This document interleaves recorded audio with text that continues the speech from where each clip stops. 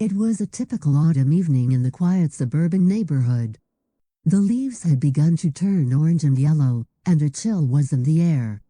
As the sun set, the streetlights flickered to life, casting a pale glow over the pavement. Children laughed and played in the yards, while parents watched from their front porches. It was a peaceful scene, one that had not changed in decades. But there was one figure that stood out in the neighborhood, a figure that had been there for as long as anyone could remember.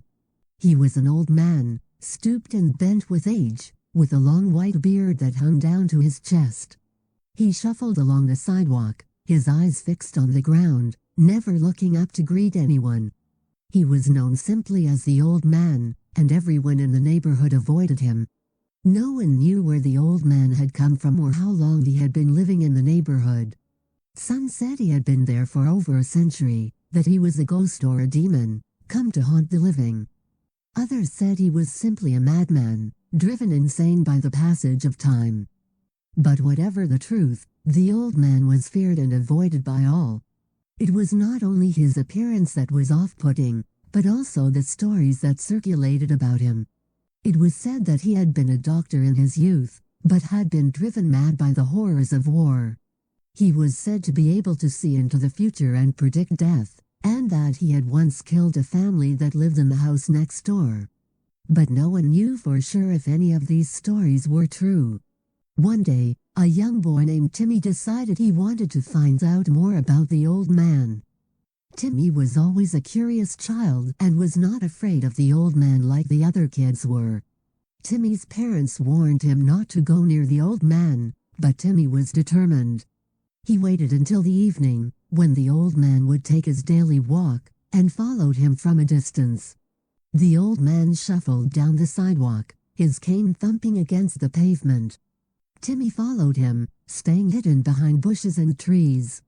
He watched as the old man stopped at the end of the block, where a small, dilapidated house stood. Timmy's heart began to race as he saw the old man slip through the front door and disappear inside. Timmy crept closer to the house, his heart pounding in his chest. The windows were boarded up, and the front door was locked.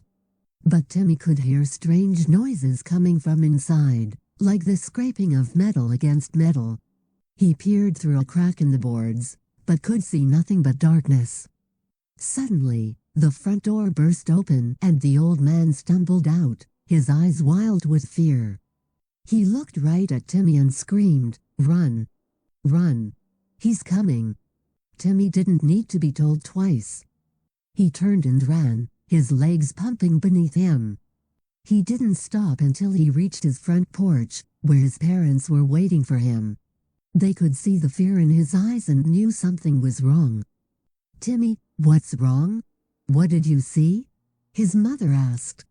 But Timmy could only shake his head, unable to speak. The next day, the old man was gone. No one knew where he had gone or why.